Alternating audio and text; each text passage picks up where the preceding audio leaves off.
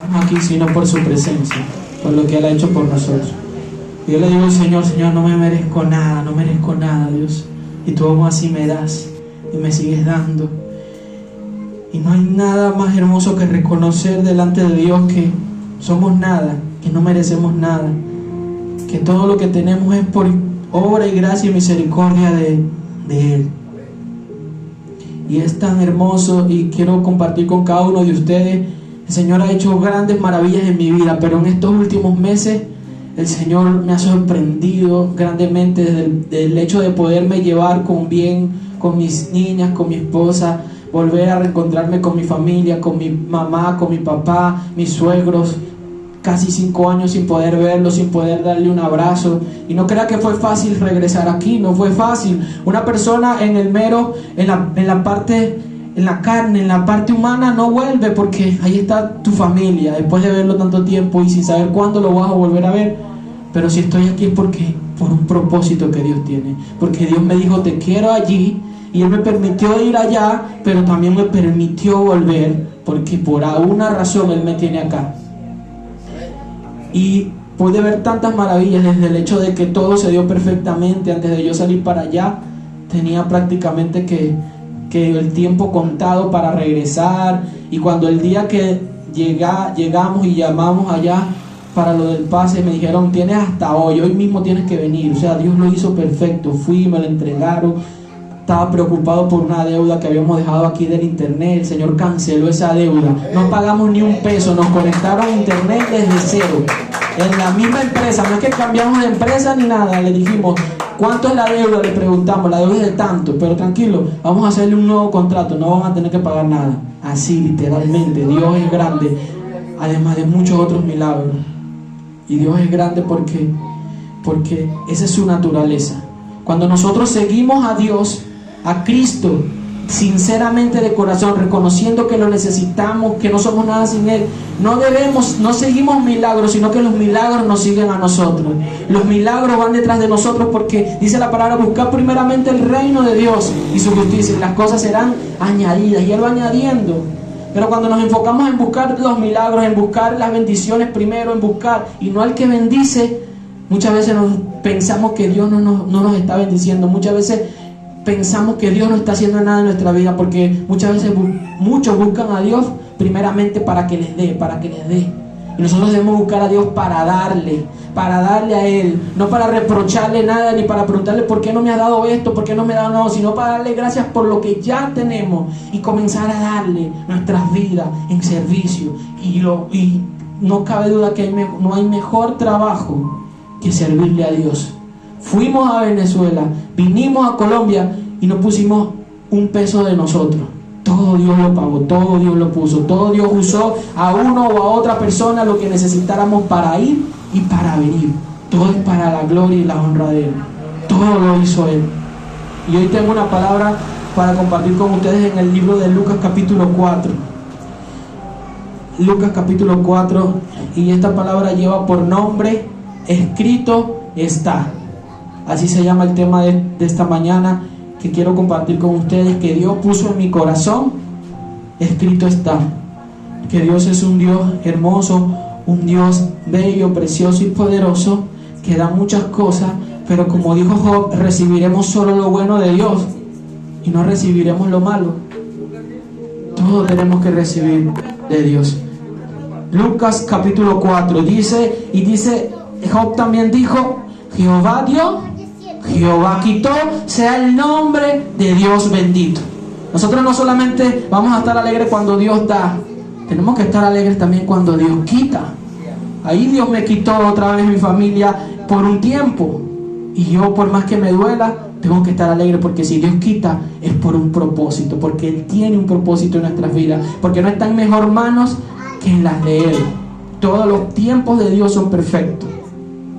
Y la palabra de Dios dice en capítulo 4, tiene allí como subtítulo, Jesús, tentación de Jesús.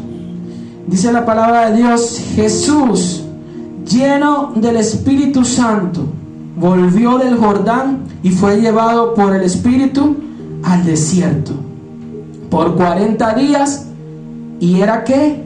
Tentado por el diablo. Nuestro Señor Jesucristo fue llevado al desierto y era tentado por el diablo.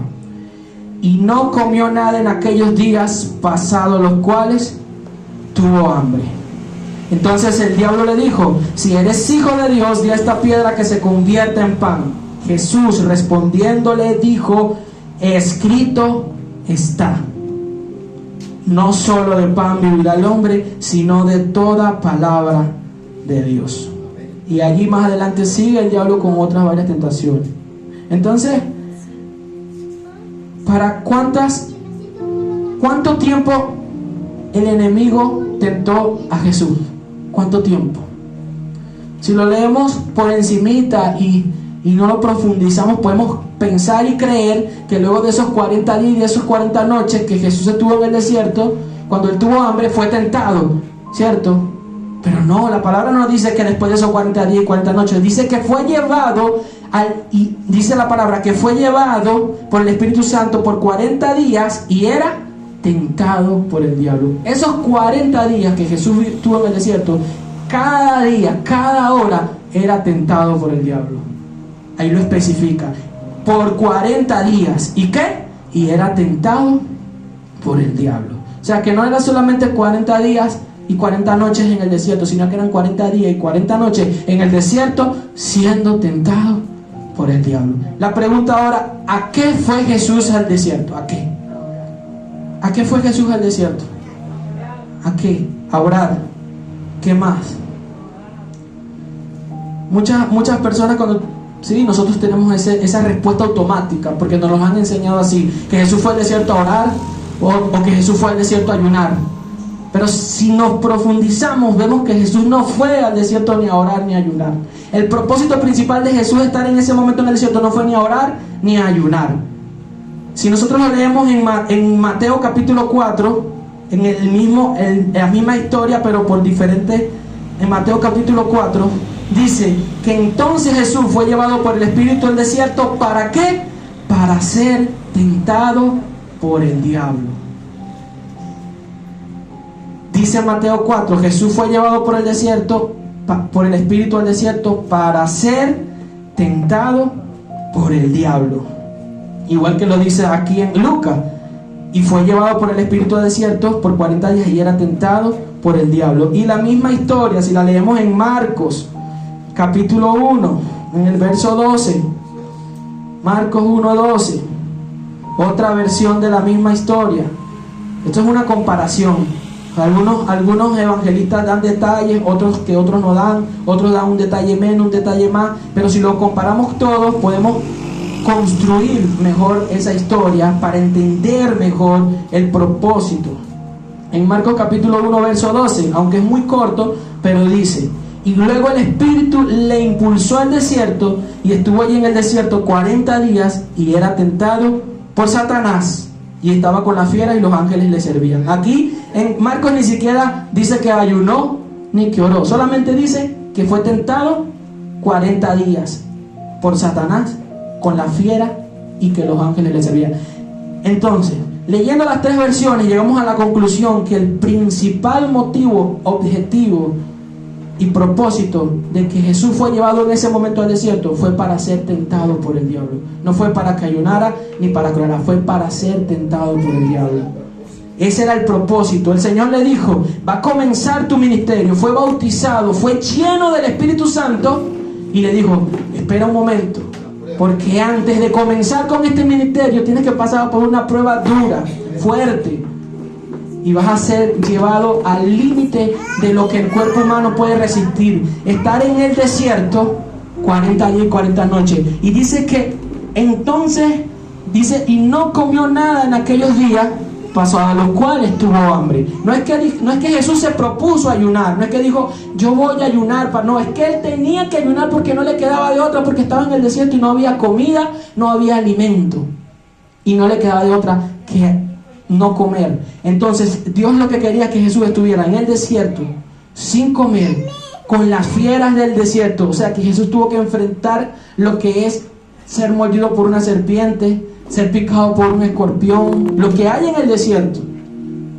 Y en el desierto no solamente es eso, en el desierto, en el día, el sol que hace en el desierto, el calor que hace en el desierto es algo insoportable. Y en la noche es un frío insoportable. Jesús tenía que buscar refugio. Él no se quedó en medio del desierto así parado, como nos enseñan las películas. Él tuvo que buscar un refugio, un lugar, una cueva, algo donde pasar el día, donde pasar la noche, porque si no, él muere. Porque muchos piensan, no, es que él era Dios. No, él era 100% hombre.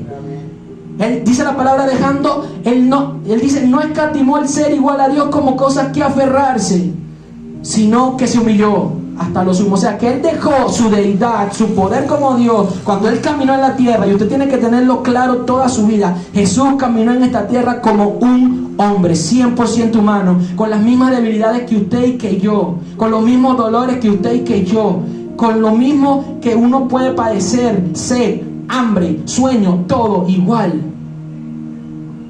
Pero tenía el Espíritu Santo igual que usted y yo podemos tener el Espíritu Santo. Él era 100% hombre. Hoy Jesús está sentado a la derecha del trono, a la derecha de Dios, y es 100% hombre, pero es 100% Dios. Pero mientras caminó sobre la tierra, él era 100% hombre. Y él tenía que buscar refugio para resistir esos 40 días y esas 40 noches solo en el desierto, sin ayuda. Pero la palabra dice que los ángeles le servían, los ángeles lo ayudaban, le decían, venga, por aquí hay un refugio, venga, por aquí hay una... Pero que él iba a usar su poder para decir, tú conviértete en pan, yo voy a comer. No, porque Jesús estaba allí como un hombre, como tú y como yo. Y a nosotros también los ángeles nos sirven. Dice la palabra que los ángeles son como llamas de fuego, ministros que el Señor manda para ayudarnos a cada uno de nosotros. Entonces, convenimos todos que el principal motivo por el que Jesús fue llevado al desierto fue para ser tentado, para llevarlo a un límite. Y que en ese tiempo no solamente estaba enfrentándose al sol, al calor, al frío, si llovía, a las fieras que habían, a los animales, al cansancio, al hambre, sino que para completar, el diablo estaba ahí siempre hablándole. ¿Y tú por qué tienes que pasar esto? Si tú eres el Hijo de Dios. Si ahorita fuiste lleno del Espíritu Santo. Y le hablaba, y le hablaba. Y dice que después de esos 40 días y 40 noches sintió hambre. Eso no quiere decir que Jesús en esos 40 días y esos 40 noches nunca tuvo hambre. Él también sentía hambre. Sino que en el final de esos 40 días y 40 noches ya su hambre era desesperada. Ya él no sentía un desespero por comer. Porque, mire, cuando usted hace un ayuno, cuando usted se propone ayunar, usted dice, voy a hacer un ayuno de un día. Voy a pasar todo el día sin comer y al último a las 8, a las 9, qué sé yo, cierro el ayuno. Usted pasa todo el día y usted sabe que usted en la mañana, como usted sabe que no va a comer, usted no está pendiente de eso. Pero cuando se va acercando ya las horitas de que le toca comer, o si va a hacer un ayuno de 3 días y se va llegando el último día, en ese último día es cuando comienza más el enemigo. Ya, pero ya hiciste 2 días, ¿para qué 3 días? O ya hiciste 2 y medio porque ya está cerca. No, y el enemigo no quiere que tú llegues al final, porque tú sabes que ya está a punto la hora en que vas a comer y comienzas a poner. Los primeros días tú sabes que tú no vas a comer, el primer día, segundo día, pero lo último te cuesta, cuando ya estás a punto de llegar a la meta. Entonces Jesús sabía que se acercaba el fin de esa prueba y el enemigo quería era ya cuando más débil estaba, y le dijo, si tú realmente eres el Hijo de Dios, demuéstramelo. Dile a esas piedras que se conviertan en pan. Y el Señor le dice la palabra clave, escrito está, que es como yo le puse este tema. Porque leyendo este verso, guiado por el Espíritu Santo, entendí que el escrito está, que Jesús le está diciendo al enemigo, no es que escrito está aquí, no es estas letras que nosotros vemos naturales, plasmadas. Lo que la palabra de Dios lo representa como logos, que son la palabra escrita, la palabra natural, la que nosotros conocemos con las letras de cada idioma, en un papel como este, en un papel que puede romperse, que puede dañarse, que puede lastimarse. Cuando Él dice escrito está, recuerden que Jesús es la palabra viva. Jesús es la palabra viva. Y lo más importante no es que nosotros tengamos una Biblia física en nuestras manos, ni bajo nuestro brazo. Eso no es lo más importante de un cristiano. Ni de llegar a la iglesia con la Biblia física y tú digas, yo sí traje la Biblia física. Eso no es lo más importante de un cristiano. Ni tener la Biblia abierta en su casa. Ni saber si un verso bíblico de memoria, 2, 3, 4, y decir, yo me sé este y me sé este y me sé aquello. lo más importante de un cristiano es que la palabra de Dios esté escrita en su corazón, esté escrita, plasmada con el dedo de Dios, con tinta de oro, y que la viva día a día, que la pruebe, que la digiera, que él pueda degustar lo que Dios está diciendo con cada verso, con cada A, con cada B, con cada coma, que pueda hacer vida en él, que pueda crear, tomar, que pueda ser llevada como una semilla que tú llevas en una tierra y la entierras, y esta semilla muere y da fruto, que pueda dar fruto en tu corazón. De nada vale saberte un verso, 3 versos, toda la Biblia completa, si esa palabra no está escrita y plasmada en tu corazón, si esa palabra no te sostiene en los momentos más difíciles, si cuando estás pasando por los momentos más difíciles se te olvida lo que dice la palabra, es porque la palabra aún no ha cobrado vida en tu vida. Y Jesucristo tenía esto claro, la palabra vivía en él. Y si usted ve cómo Jesús cita la ley y los profetas, lo que está escrito antes, muchas veces él no lo cita y casi nunca lo cita literalmente.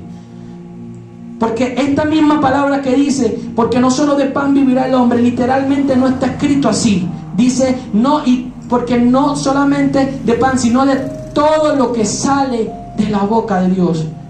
De todo lo que sale. Y muchas veces Jesucristo cita versos de la ley, de las escrituras, y no las cita literalmente, porque él saca la esencia de lo que está escrito ahí, porque él vive esa palabra, porque él es la palabra de Dios viva. Y para que nosotros podamos enfrentarnos en un momento adverso como el que vivió Jesús en el desierto, la palabra debe cobrar vida en nosotros. La palabra debe transformarnos y cambiarnos. Debemos decir, realmente yo entiendo lo que tú me quieres decir a mí con esta palabra. Y si el Señor Jesús fue llevado al desierto para ser probado, para ser tentado, ¿cuánto más cada uno de nosotros nos vamos a ser llevados a desiertos en nuestras vidas? Y Dios va a dejar que el enemigo nos tiente en nuestras vidas. Sobre todo cuando Dios nos da mucho, sobre todo cuando el Espíritu Santo, dice la palabra de Dios allí que Jesús fue lleno del Espíritu Santo, en el poder del Espíritu Santo, dice otras versiones. Jesús estaba lleno en el poder, ungido, estaba mejor, no podía estar, lleno, full del Espíritu Santo, y en ese momento Jesús lo lanza para el desierto. Y muchas veces nosotros, como hombres y mujeres de Dios que el Señor nos da, nos llena, es necesario que Dios diga, este hombre ha sido tan lleno que necesito lanzarlo a las adversidades, al desierto, a las tentaciones, porque muchas veces nos vanagloriamos en nuestros propios conocimientos, porque muchas veces nos creemos tanto, Dios nos da tanto, que nos creemos tanto que nuestros pies se despegan de la tierra y pensamos que ya somos más que los demás, o santos, o que entonces el Señor dice, aquí es necesario.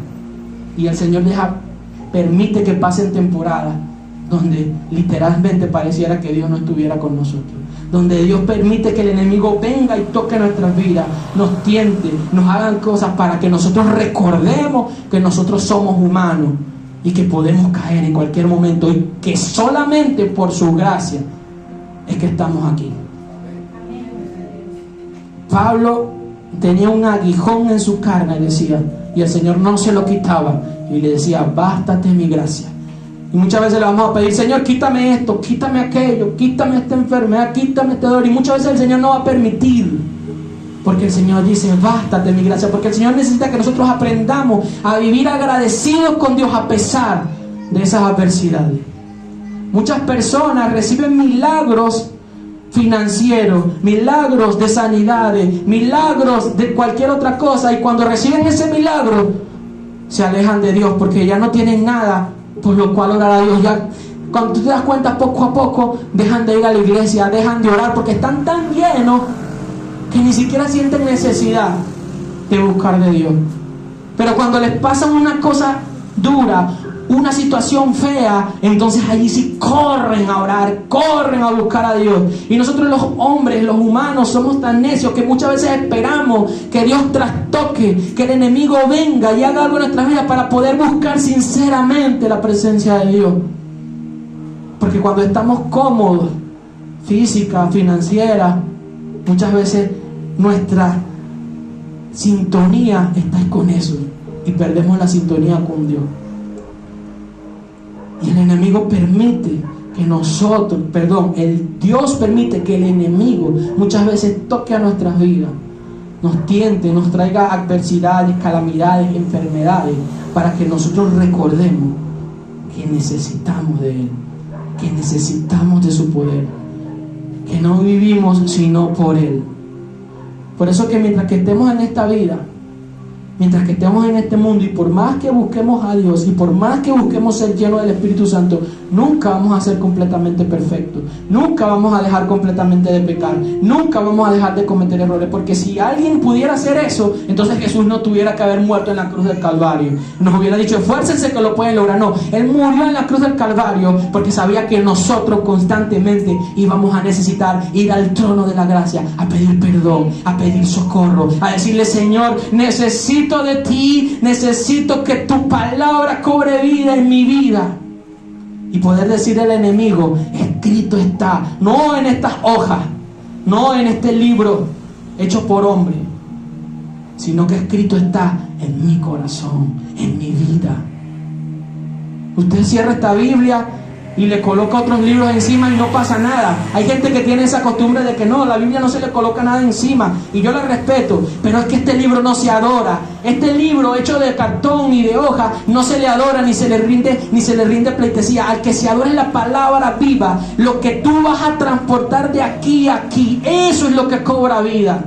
Esto es un libro común y corriente, hecho de cartón y de hoja, hecho los libros originales que se escribieron fueron traducidos y manipulados a tantos idiomas y tanto, y ha pasado de aquí y de allá. Lo importante no es lo que está escrito aquí, lo importante es lo que esto puede hacer en tu vida, que tú lleves esto en tu corazón, que esto te sustente de verdad, te mantenga en los momentos difíciles, que cuando el enemigo te toque tu vida y te diga: tú no eres hijo de Dios, no hay que bajar a la iglesia todos los domingos, ¿dónde está? Y tú le dices: escrito está en mi vida, que Dios me sustenta, que Dios está conmigo, que Dios está allí, que me levanta. Lo importante es que la palabra de Dios sea escrita en tu corazón, en tu mente. La misma palabra dice: en esos tiempos escribiré mi ley en sus corazones, en su mente. No lo escribiré en piedra, la escribiré en sus corazones y en su mente. Y muchas veces estamos pendientes de juzgar al hermano por si lee la Biblia de físico o si lee la Biblia de un teléfono. Lo importante, aquel hermano puede venir con una Biblia en físico, pero tal vez la Biblia no está escrita en su corazón. Pero el otro hermano puede tener la Biblia en un teléfono y la Biblia está escrita en su corazón, o viceversa. Lo importante es que esa persona viva la palabra de Dios. Lo importante es que esa persona en los momentos más difíciles, la palabra de Dios lo sustenta y con autoridad le diga al enemigo: escrito está en mi vida, que el que cree en Él vivirá. Escrito está, yo lo creo, que ya Dios lo escribió en mi vida.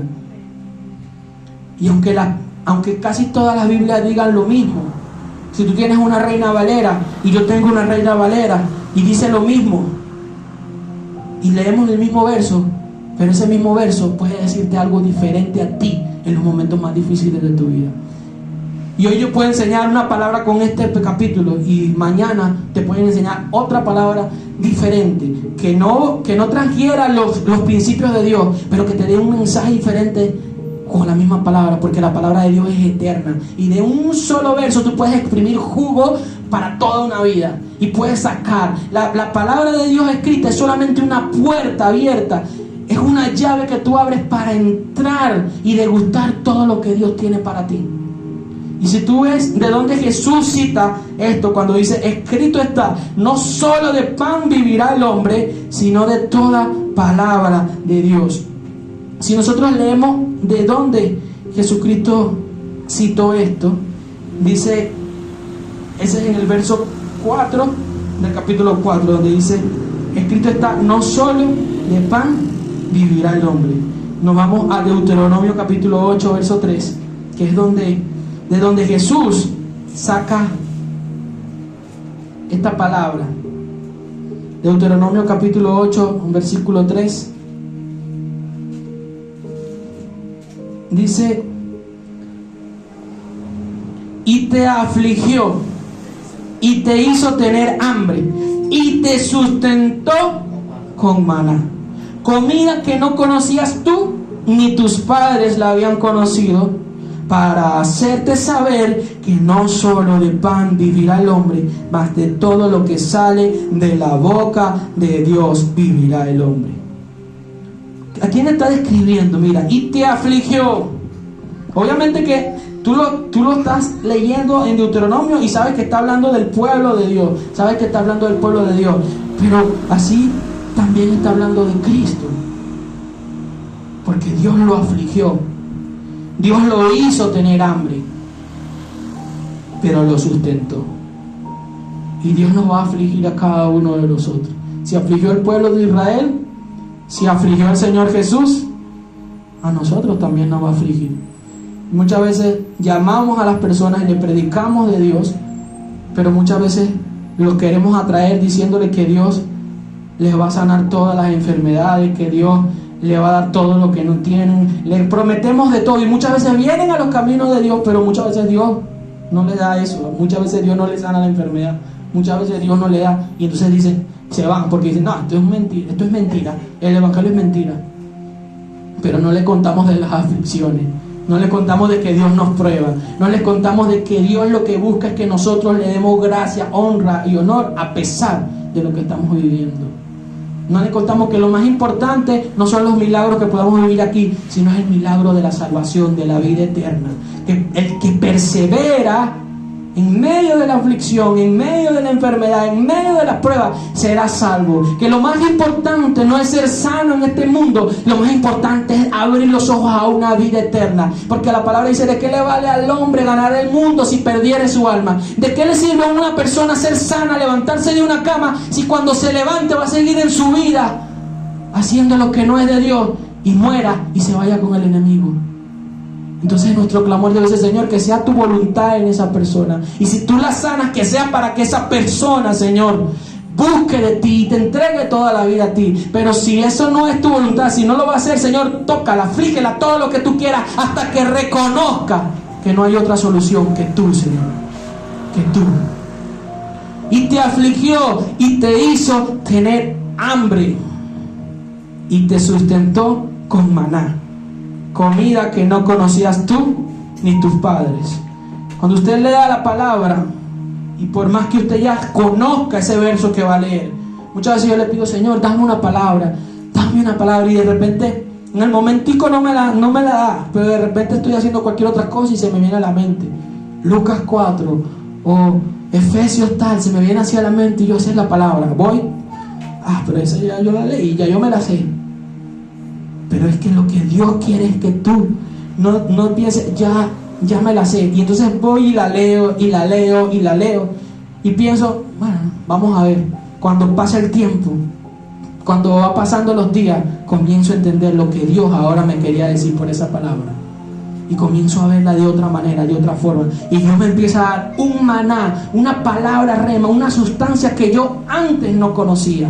Una palabra que antes Dios no me había hablado por medio de esa misma palabra que tal vez ya yo me sabía de memoria. Como dice aquí, te sustentó con maná, comida que no conocías tú ni tus padres la habían conocido. Dios te va a hablar, te quiere hablar a tu vida personalmente. Yo te estoy dando una palabra, pero lo que Dios quiere es que no te quedes con esa palabra. El pastor te puede dar una palabra aquí un domingo, pero el Señor no quiere que tú te quedes con esa palabra, sino que eso es simplemente una llave, un boleto. Esta palabra que yo te estoy dando es como un boleto que yo le entrego a cada uno, y es tu responsabilidad con ese boleto ir y abordar el bus que tú necesitas abordar para que Dios te lleve al destino que es solo para ti y para más nadie. Porque Dios quiere hablarte personalmente a tu corazón y a tu vida. Porque hay una palabra, un maná para ti que desprende, que inicia con la palabra que ya te dio un siervo, que ya te dio un hombre, que tú tienes que vivir personalmente. No te acostumbres a vivir solamente de la palabra que te dan un domingo, un miércoles. Vas un domingo, vas un miércoles, escuchas y ya. No, busca, consigue. Medita en esa palabra. Señor, ¿qué me quieres decir? ¿Qué más hay? ¿Qué es lo que tú me quieres decir a mí? Y hay muchas cosas que Dios te va a dar que no se pueden explicar ni con palabras. Es una esencia, es una unción especial que Dios te va a dar, que en los momentos más difíciles son las que te van a sostener, que en los momentos más difíciles es que te va a recordar, verdaderamente Dios está conmigo, porque verdaderamente esta palabra era para este tiempo, porque verdaderamente no solamente escrito está en la Biblia, sino que escrito está en mi corazón, sino que escrito está en mi mente y en mi alma, con el dedo de Dios, con tinta de oro, con tinta imborrable, marcada, sellada, y nunca más se podrá borrar. Es un maná, una palabra rema, una palabra fresca en el tiempo kairos de Dios, en el aquí y en el ahora que tú necesitas para en el momento específico, porque Dios va a permitir que vengan aflicciones a nuestras vidas. Y el Señor me dice que te diga y que estés atento, van a venir aflicciones a nuestra vida, si no es que ya muchos las están viviendo. El Señor va a permitir que vengan aflicciones a nuestras vidas, desierto a nuestras vidas, y que el enemigo moleste y zarandee. Le dijo a Pedro, el enemigo va a zarandearte como a trigo. Pero es la palabra de Dios escrita en nuestros corazones la que nos va a sustentar en esos momentos difíciles. Porque el Señor te dice, te afligiré, te haré tener hambre, pero te sustentaré con maná. El Señor nos ha afligido, nos ha hecho tener hambre, pero nunca jamás nos ha dejado de sustentar, y siempre nos seguirá sustentando. Amén. Dale fuerte aplauso a la palabra de Dios.